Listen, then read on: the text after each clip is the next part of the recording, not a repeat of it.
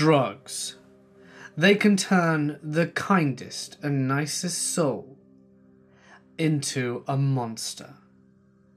The things that some would do for the next hit is downright horrifying. I hope you're ready, for tonight we are indeed going to somewhere dark. So get comfortable and let the darkness take control. Back in my early 20s, I was trying to kick a major 4-year heroin addiction. I was trying to do it on my own, which meant that I wasn't using it as much, and that it would be months in between each hit. On this faithful day, someone had given me around $100 worth of heroin. I had never seen these, as they were fairly new on the streets. So after getting off work at the little coffee shop I worked at, I popped the 2 teeny tiny treats into my mouth and hopped on the train to head into Boston to go see one of my favorite punk bands. Now, anyone who knows about kicking a habit, when you start to use less and less, your tolerance goes down. So the golden rule is that there must be less than you're used to. I had no idea how strong one of these things were, and like I said, it was a major habit. So of course I took them both. And for those who don't know, one OC80, or about $100 worth, is enough to let a 200-pound junkie feel good. So being a 110-pound girl that hasn't touched this stuff in a couple of months, I don't even remember the show. Never mind do I know how I got on the train and off at my stop.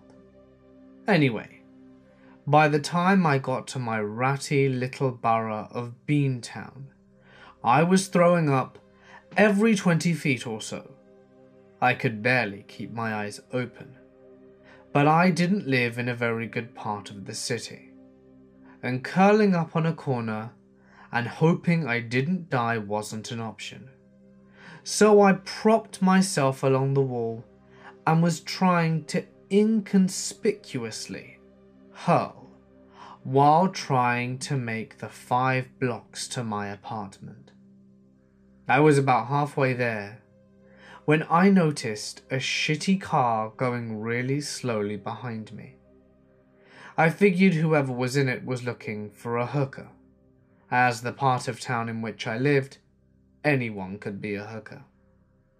So I just turned and looked at him and shook my head. This was usually enough to get them to drive on. This time, it wasn't.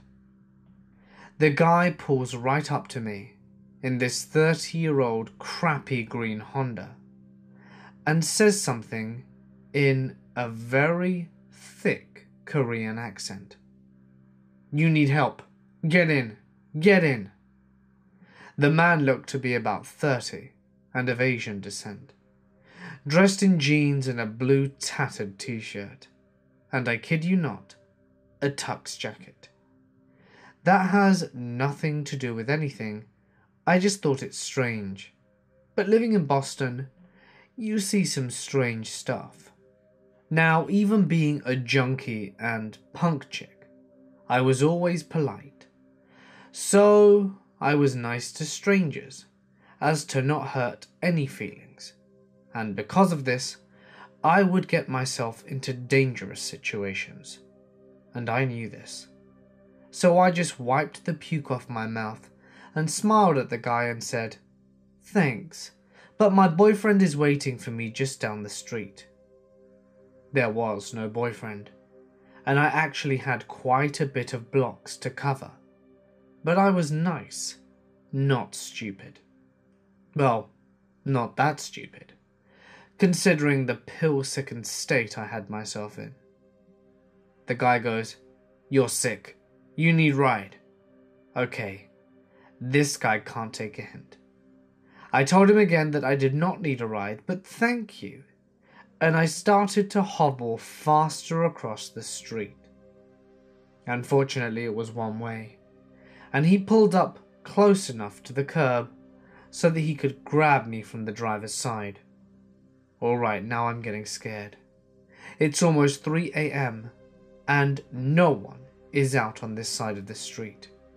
No, you get in now. I was feeling really sick and embarrassed at this point. I was trying to hold off throwing up in front of this guy, and I know I am about to hurl again, and was getting pissed. So I yelled, "No, I know get in now. Look dude, I'm not gonna suck your dick, so just leave." And then I puked. Now, I was always on the small side, and hung around and lived in places where it was a good idea to have some sort of protection. Tonight, I had my gravity knife tucked in my boot. So when Mr. Good Samaritan started to get out of his car, as I was bent over, I pulled out the blade and let the blade slide out as I stood up and said, "Please just leave me the hell alone." His eyes focused on the knife, and he got back into the car. Like I had said before, his car was a piece of shit, so when it took off it was really loud. I watched him turn the corner and started back on my wall crawl home.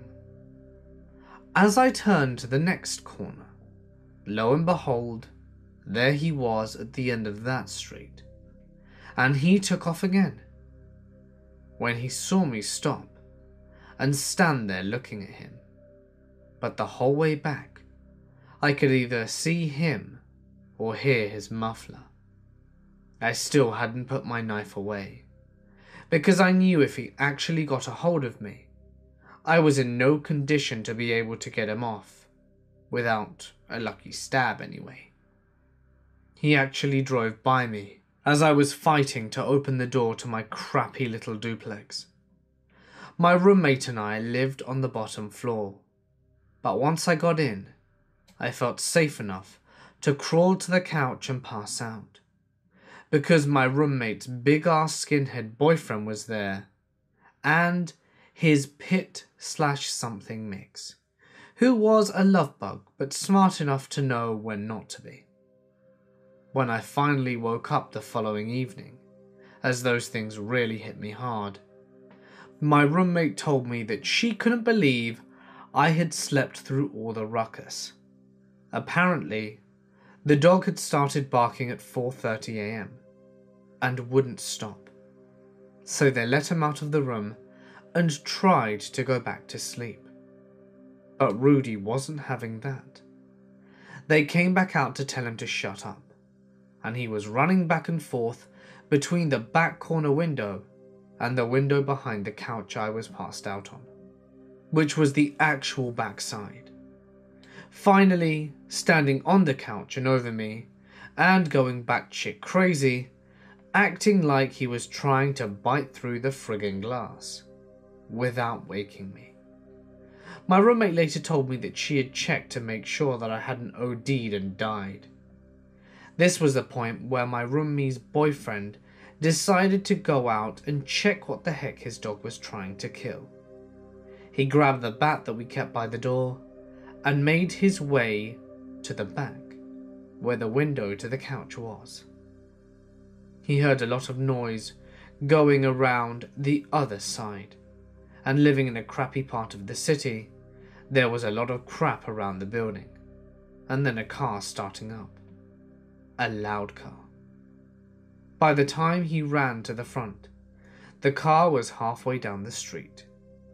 When he made his way back around to check the window that Rudy was trying to eat through, there was a bunch of crates moved from under the first window he was barking at, stacked up under the window where the couch was, and the screen had been cut where you put your fingers through to open it. I always read these threads where people say I get goosebumps just writing this, and I shake my head thinking they're so overdramatic. And now I feel like an asshole, because there really is no way to describe how you feel reliving this. Over the next few weeks, my boyfriend and Supermutt stayed at our place because we kept hearing noises, and, imagined or not, it scared the hell out of us. Quite a few times the boyfriend would run out when he would hear something, and would sometimes even catch a glimpse of the guy as he went around the corner. But he was never fast enough. My boyfriend would blame the guy on being a ninja, but we knew he was just too slow. Some may ask why we just didn't let Rudy out. This was a point in time in my state where they were thinking of outlawing pit bulls. They had a really bad rap. If we had let him out, Rudy would have caught him, and that would have just ended bad on a lot of levels. But seriously, what kind of person still tries to get into a house with a psycho pit bull and a 6'2" skinhead trying to kill you with a baseball bat? Now, you might ask why we didn't call the cops.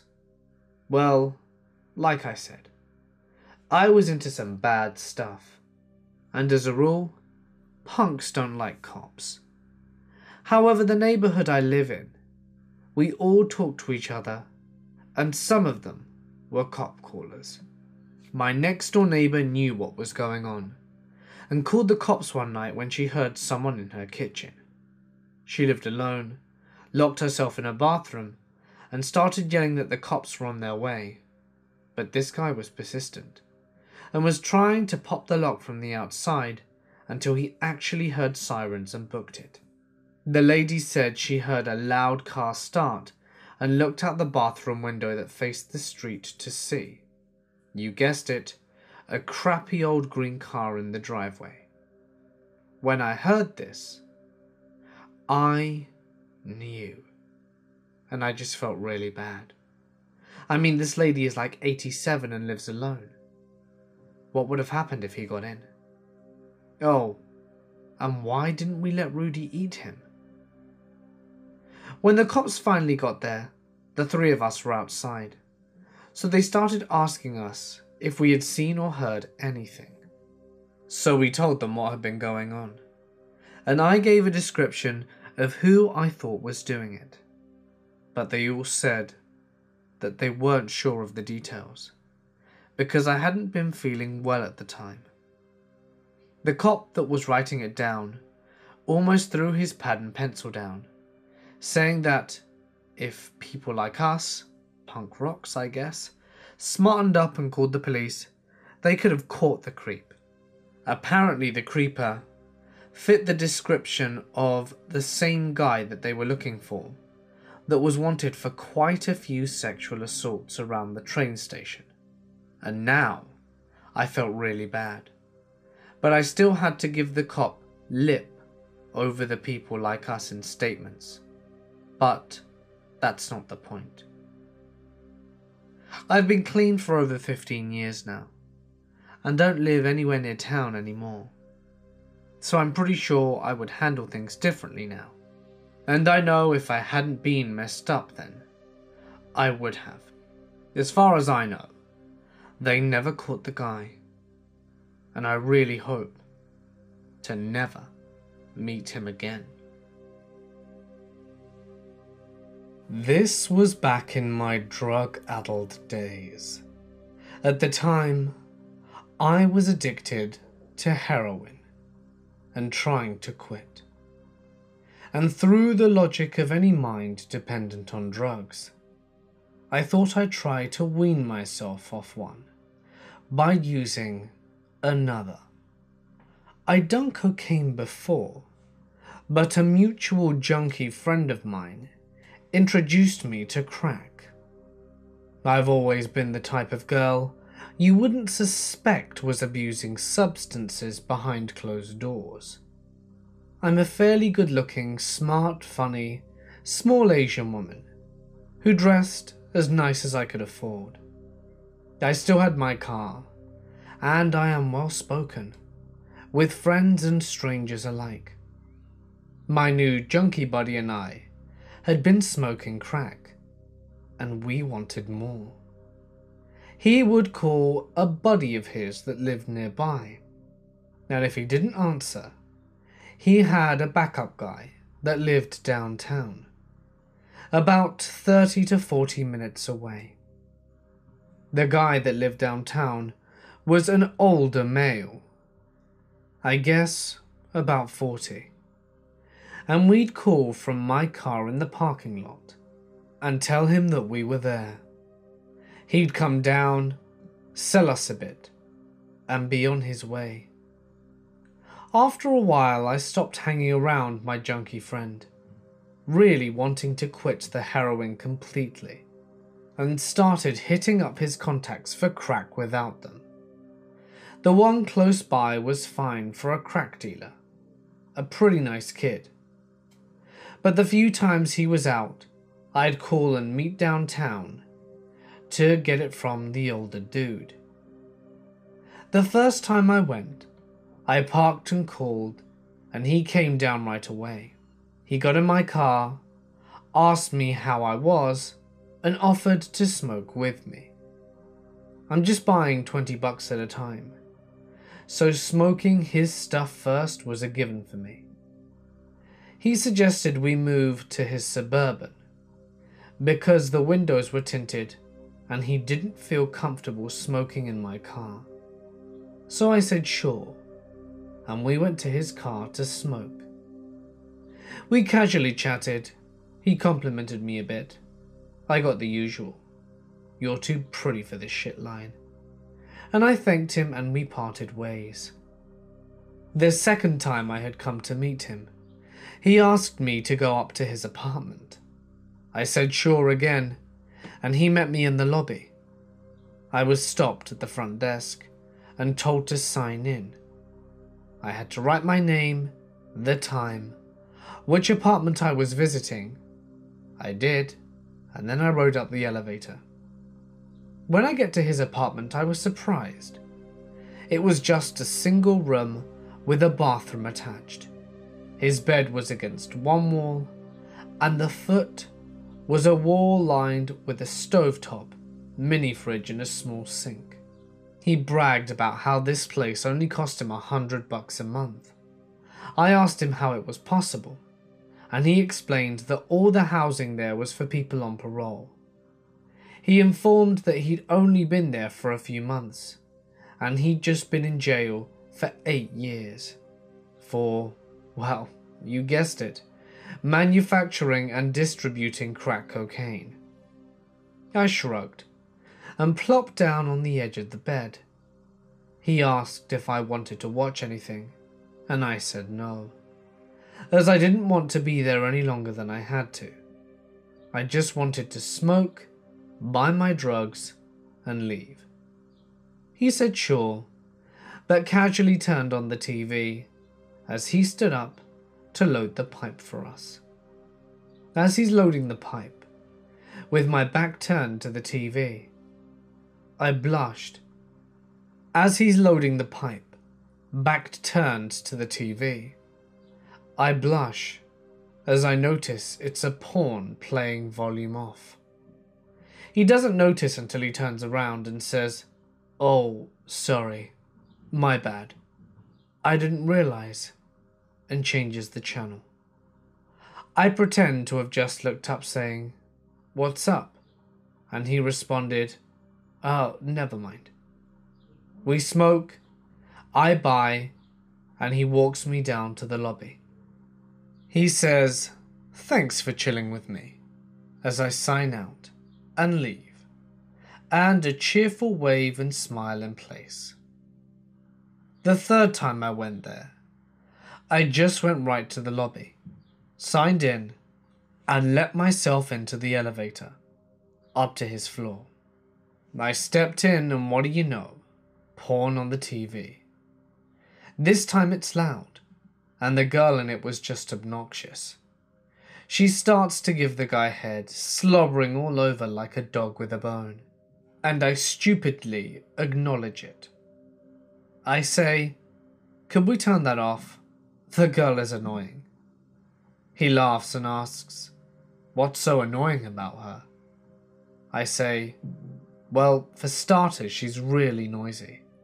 I don't know many women that shriek like that when honestly feeling pleasure." He thought it was stupid, so it was left on. And he asks what I would do instead. Blah blah, being creepy, but not in any way that alarmed me. I've had my fair share of creeps in my day, and it takes a bit more than a porn conversation to rifle me. When suddenly there's a knock on the door.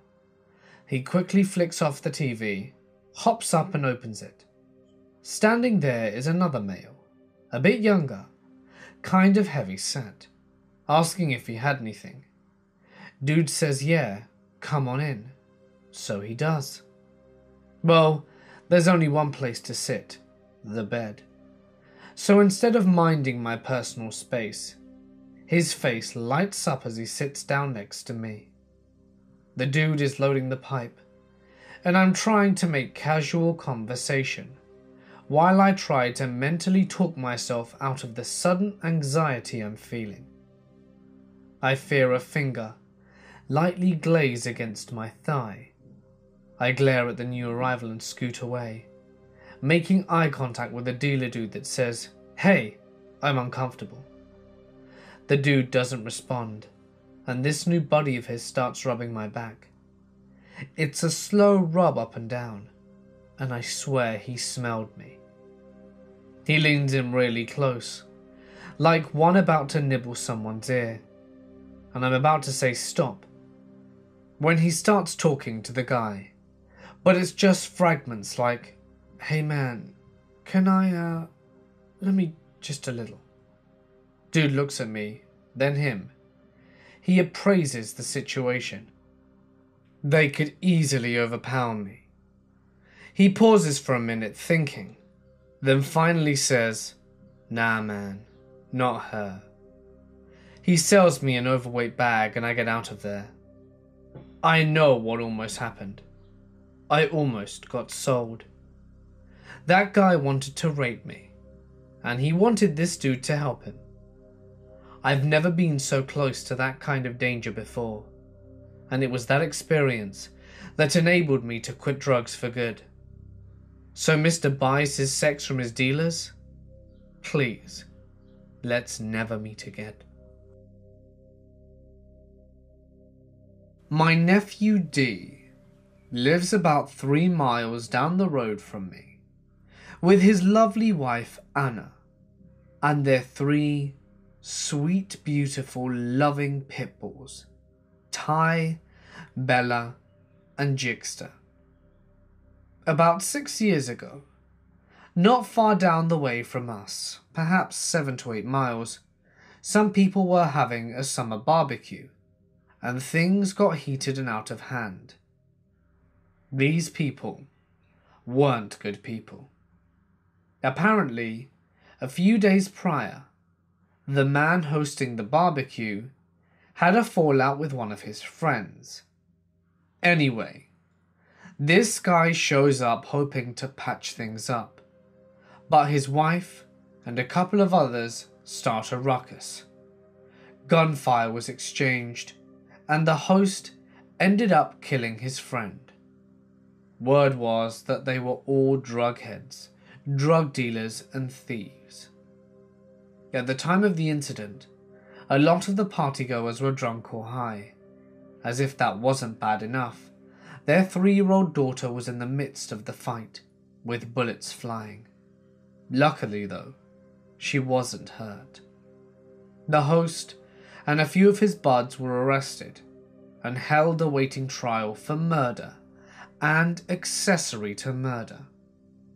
Fast forward about 2 months, and his wife and baby daughter are still there with their other drug-dealing, thieving friends hanging about. I had heard that there were several break-ins in the area from my neighbour, who is a volunteer fireman. Things like TVs, computers, jewelry and money, and basically anything of great value was carted off by these crooks. And some people suspected this girl and her clan of drugged up hillbillies were responsible, as reports of vehicles fitting the description of theirs were given. Unfortunately, my nephew D and his wife Anna were victims of these assholes, and not only did they steal 2 big screen TVs, Anna's laptop, D's PlayStation and several games, as well as $800 in cash that they had been saving to pay the utility bills and insurance, but they also stole his fur baby, Jigster. They tried to steal Bella, but she went all Cujo on them, so they left her alone. Luckily, Ty was with Anna at the vet's getting his booster shots, since he was only 6 months old, and was a newer addition to the bunch. Dee's neighbour, who they were really great friends with, witnessed the thieves coaxing and then trying to force Jigster in the car, and called him on his cell to ask if maybe one of his friends or relatives were picking up Jigster for any reason, and of course he said no. The neighbour was already in his car, preparing to go to the local gas station, and he decided to follow them, as, coincidentally, they were going to the gas station too. I should state that where we live is out in rural parts and surrounded by woods and farms, where the local gas station is the closest store out this way, for about 20 miles in either direction, if not more. Everybody knows everybody, and this gas station is the place to go to find out about anything that's going on around here. The people that own the gas station know my nephew D, and he's really quite good friends with them, and he stops by every morning on his way to work, frequently when he needs gas. They also know his dogs really well too, and they are always riding with him, especially Jigster. He's always riding shotgun. Anyway, back to the goons. When they pulled up, the girl went in, followed by the neighbour tailing her, and she was bragging to the gas station owner about her beautiful new pit bull she just purchased from a breeder, and all this other bullcrap. The station owner took one look at Jigster and knew he was Dee's, and that he would never sell him in a million years. The station owner knew who she was, and after she left, the neighbour filled him in, and they called my nephew to tell him to stop by the shop so they could talk to him. After he stopped there and got the details about what went down, he headed home to check out his house, when he discovered that his house had been broken into. He wasn't too concerned at the moment with calling the cops. He just wanted to get his precious Jigster back, and that's what he damn well intended to do. So he grabbed his 9mm, hopped in his truck, and made his way to the bitch's house. When he got there, she was on the porch with some other guys drinking and smoking, and some other guys came out of the trailer. He asked them who the hell he was and what he wanted, and the 2 guys tried to play all tough by telling him to leave. He told them he wasn't, and that he wasn't going to leave until the skank-ass bitch gave him back the dog. She yelled at him that they don't have a dog, so my nephew yelled Jigster's name, and about the time Jigster jumped up from the couch in the house, tearing at the blinds, barking at hearing Dee's call. My nephew said, "Oh really? Tell me again how you don't have a dog, and my dog on top of that." He told her that his neighbour saw her take him, and that the station owner recognized Jigster as his. She tried to say she got it from some breeder again, and then one of the guys chimed in that it's best if he leaves before he ends up like the last guy who trespassed. My nephew responded once again, "I'm not leaving this property without my dog." The other guy and girl said, "You want to bet? You will get off my property." At this point, my nephew lifts up his shirt and shows his holstered 9mm and says, "Oh yeah? This 9mm right here says otherwise. Now, that's my dog, and I want him out of here by the count of 3, or I swear I've got a bullet for each of you with your name on it." Before he could even begin to count to 1, one of the 3 guys opens the door to the trailer and outruns Jigster, happily to my nephew. He backs away, opens the door to his truck, and Jigster climbs in before he leaves and tells them, "I swear to God, if I ever see any one of you guys anywhere near me, my wife, my dogs, or my property again, and if I ever even see you drive down the goddamn road I live on, you're gonna get shot. Because I won't hesitate to pump you sons of bitches full of lead. Now do I make myself clear?" And with that, he got into his truck and left. When he got home, he then called the cops to report the break-in. His property couldn't be retrieved, but luckily he had insurance to cover it, and the people were investigated. A while later, they were arrested on drug charges and breaking and entering, and the girl was eventually evicted from her property. My nephew, his wife, Jigster, Bella and Ty still live in the same house with some extra added security, like cameras, alarms and a gate for their driveway. They haven't had any more break-ins or dog nappings since. I am a 21-year-old male. Many years ago, when I was about 7, something very special happened in my town. Because my mother was the first Vietnamese from there to marry a Korean. So everywhere I went, people would seem very kind and always give me candy and ask to eat a meal. One summer, when I was heading to buy some superhero DVDs, which were only a kilometer away from my grandfather's house, something weird happened. After selecting the DVD that I wanted, I was ready to head back, when an elderly, 30-year-old person riding a motorcycle said my name. Just so that you're aware, in my town, there was a Korean drama, so people would always call me by the name of the main actor and ask if I wanted to get a ride. Of course, being young and stupid, I accepted. So I get on, and he drove me off. When we were near my grandfather's house, he drove past and asked me to come to his house and have some lunch, which was standard practice, so I accepted. Being in the house for 5 minutes, I see that it's very clean, and the stones on the floor were very expensive. So we sit down with his wife and their 2 teenage sons and start having lunch. They bring out some beer cans and ask if I want to drink, and I say no. But it's an old bottle with the lid already being removed, and I find it a little bit weird. There's also something I noticed at the bottom, which was a little white powder that hadn't fully dissolved. Even young and stupid as I was, I felt it very, very odd. I never touched the Coke.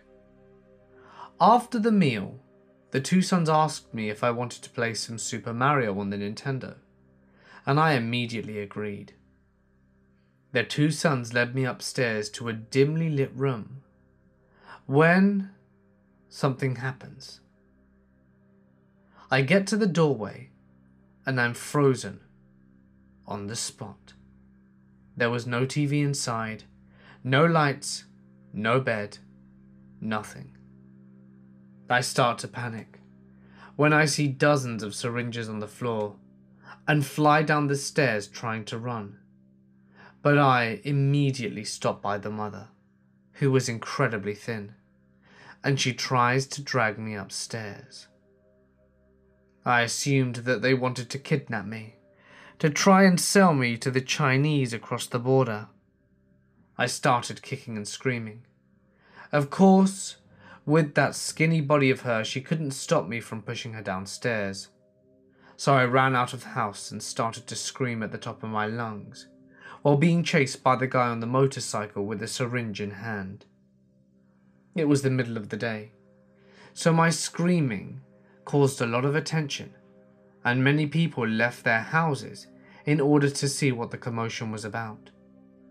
Luckily, some young men were running towards the guy, obviously trying to stop him. The guy dropped the syringe on the ground and started shouting as the people began to beat him. This stupid guy was messing with the wrong kid, since my grandfather was a military veteran and had earned a lot of respect among the villagers, so he got beat up good. But it didn't stop there. His two sons rushed forward, both of them having big knives. So some guy picked me up and ran towards my grandfather's house, which was opposite the police station, while the others picked up a metal bar and tried fighting them off. The police had already known what the fuss was about, as some old lady was screaming, and a crowd of police, armed with batons, pistols, and even some automatic assault rifles, ran past me and began to scream. They told them to drop the weapon or they'll shoot, and the two sons had already been high on some heroin and refused to surrender, so they got their hands shot by a marksman. And after that, I don't know what happened, because I was already with my mother crying. After that incident, I was never accepting any more meals or rides from strangers. Apparently every member of his family are drug addicts and dealers, and they had been for years. Since he has a big uncle inside the police, he would have never have been arrested or searched. But when he makes that worst decision of his life, of trying to kidnap a well-known kid whose house is literally opposite the police station, he and his whole family got a life sentence in jail. He's already died from HIV and AIDS 5 years ago, but his family are still there.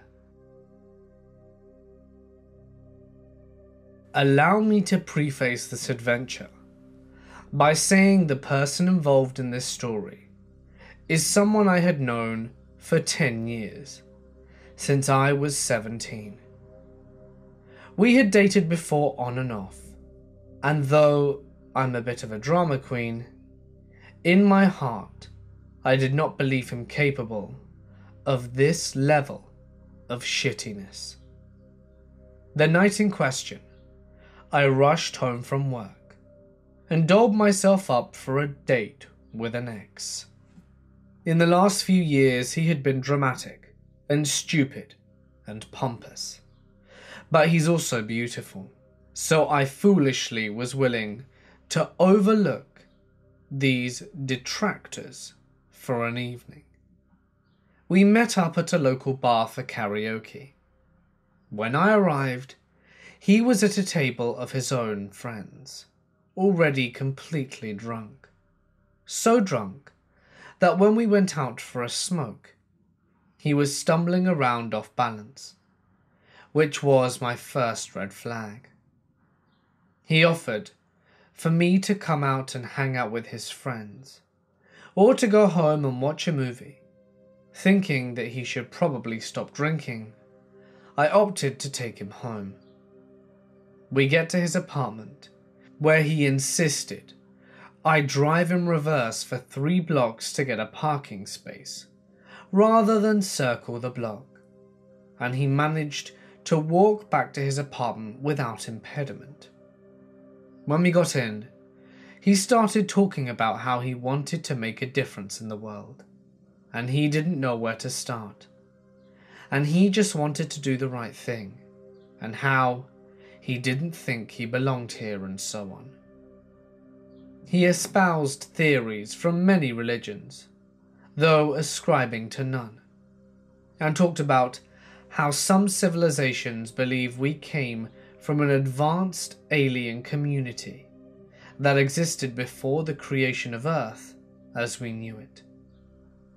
He then took me on a tour of his admittedly grand apartment, with its fine appointments and myriad of books and graphic novels. So classy, so well read. He then poured his first glass of bourbon. We chatted and spoke about music, and comic books, and trips we'd like to take. He packed a hookah with some strawberry shisha, and we smoked and talked. As he continued to pour himself glasses of bourbon, around the fourth glass, he started to tell me personal things about his family, about his fears and worries, and began to cry. I comforted him, not knowing what else to do, and not wanting to be rude. After all, we had been friends for a very long time, and this was the first time he'd ever truly told me anything real about himself or his life. I didn't want to discourage that. He gathered himself up and told me how much he cared about me, how much he valued our friendship, and the deep love he had for me. Though he is not good enough to be my significant other, he still cares deeply for me. This is the kind of unnecessary grand flattery he showers people with. He is, if nothing else, a master of believing his own bullshit, which raised yet another red flag. Eventually the conversation turned towards his personal issues again, and again he cried. I suggested going to bed, because I was worried he would pass out on the spot. I went to bed and waited about 20 minutes. I went back to his living room, trying to find him, sitting up, playing words with his friends on his phone, seemingly unaffected, and on his 6th glass of bourbon, he eventually came to the bedroom, and continued to drink while playing around on iTunes, and took some kind of pills. He had back surgery, and had amassed an array of prescription narcotics to ease his pain. He offered me something to help me sleep, which I turned down, expecting that all his pain medication depresses the respiratory system, and I have sleep apnea, so I need to be able to wake up if I have trouble breathing. By the time he gets into bed, he is what I can only assume is his 7th bourbon, and God knows what combination of pills, or what he had to drink while at the bar. It is now approximately 4 a.m, and he starts telling me for about an hour that I am a goddess and should be worshipped. So that's nice, but hard to take along with the crazy. He was talking all kinds of crazy shit, and at one point he was trying to help me birth an alien. I think it was around 6 a.m. Then around 8, I wake up to him putting Valium in my mouth. I grabbed the Valium out of my mouth and shouted, "What the hell is this?" And he was like, "Oh, Valium." I explained, like I had earlier in the evening, I couldn't take that if I was going to sleep because it depresses the respiratory system and I have sleep apnea. So he starts running down a list of pills I could take to unlock me. And I was like, I gotta go. And then he backpedaled and was like, "We can just sleep. Let's just go to sleep. Don't leave." Worst of it is that between the almost entire bottle of bourbon he drank over the course of the night and various pills I saw him take, I have no idea if I can hold him 100% responsible for his actions. That guy parties like Keith Richards, and he still has a half pack of my smoke somewhere. I live in a small town of about 8,000 people. It's kind of a country town, but very beautiful, and the people here are generally good. My neighborhood is one where everyone knows each other. New neighbors are given welcome gifts, and we even have a community Facebook page for reporting suspicious activities and hold meetings every other month to discuss things like the drug house. We're pretty tight-knit out here. A few years ago, under mysterious circumstances, a small house at the end of my street was passed off to a drug dealer, and they have attracted all sorts of strange people. We've been told by our local police department to report any suspicious activity. They've been to the drug house multiple times and made arrests, but they seem unable to shut it down for good for some reason. One night, while driving home from work at a little past midnight, I saw a man sitting in my front lawn, with his legs spread out and a bicycle next to him. Startled, I was about to ask him if he was okay, when I got a good look at his face. He had blood dripping down his forehead, and he was grinning ear to ear, giggling uncontrollably. I told him he needed to leave or I'd call the cops. He replied, "It's too late," got up, and rode away on his bike. I routinely see extremely creepy people walking on both sides of the road, people dancing and other people riding bikes. Many of my neighbors have had their homes and cars broken into, and my parents' van has also been broken into as a result of this. One morning, I got a text from my mother asking if my girlfriend had sat in her car and smoked. I thought this was an odd question and was kind of offended, as my girlfriend is a very considerate person and she doesn't smoke cigarettes, which my mum found in the car. Someone had broken into her van, smoked an entire pack of cigarettes, and put them in various places. They had to have just left when my mum went out to the car, as the seat was still warm and the cigarettes still smouldering. Nothing was missing. Someone just used my mum's car to smoke in. We found addicts stealing mail and boxes from my neighbours' front porches, and I've seen drugs change hands several times, all reported to the police. A guy who I went to school with from the age of 5 ended up buying from there and dealing himself for a bit before dying of a drug overdose. I recognized people going in and out of that house as well. I would say the creepiest people by far, though, were the ones who were most active 2 years ago, and terrorized not just my neighborhood, but several others for blocks and blocks without ever getting caught. Ultimately, ghosting after their latest act made the news. It started out weird but non-threatening. My neighbor's security cameras would catch them rearranging their plants or just stumbling through people's yards, seemingly in a haze.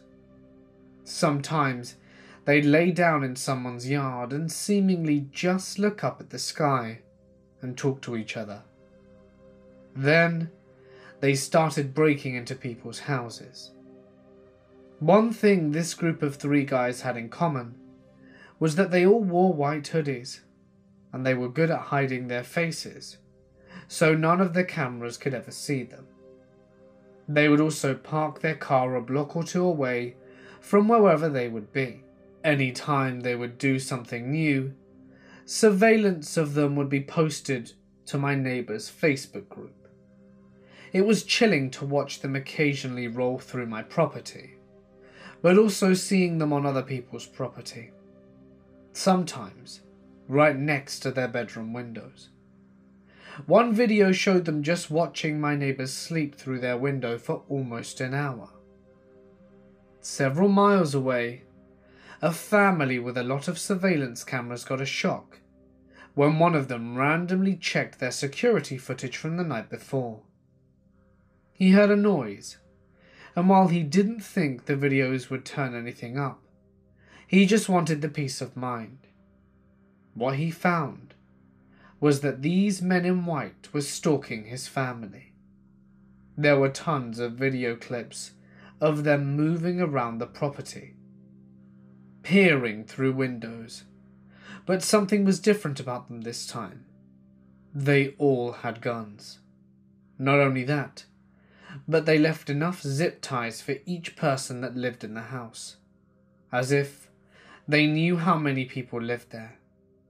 At one point in one of the videos, they looked at the cameras, realized they were being recorded, and left. That was the last we saw of them. The news reported on it, and I think they got too spooked to try anything again. At least, not for a long while. It's safe to say I do not wish to meet any of the people who resided or used that house. Their actions got them into a lot of trouble, for those who were caught anyway. And many of them, as you've just heard, had very dark and sinister intentions. Obviously, the abuse of drugs can have effects on one's mind, as can desperation and the need to fuel your habit. I don't know if this was either of those, but I do know that the people who left the house to come and hurt people in my neighborhood did not have the best of intentions. And I fear what would have happened had they not had security. Would they have gone through with their plan? And what would have happened to my neighbors if they had?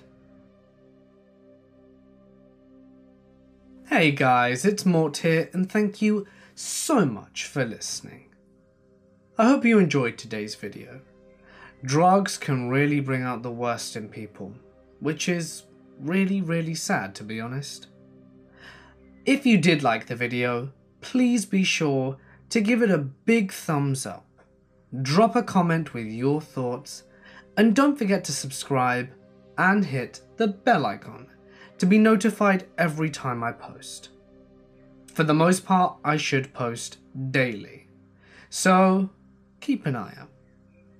If you have a story that you would like to share, that you would like read on my channel, you will need to send it to my email, or alternatively, post it on my Reddit, which you will be able to find in the description. My good friend, Briefcase, has also released a new and disturbing video, which, lucky for me, I got to hear early before posting. So, if you would like to follow up tonight with something macabre and scary, be sure to follow me over and have a listen. I'm sure you'll all want to find out about the horrific crimes of the Scissor Sisters and how they got their nickname. I'm sure you'll be just as shocked as I was. But anyway, for now guys, I'm gonna sign off. Stay awesome, and I'll see you in the next one.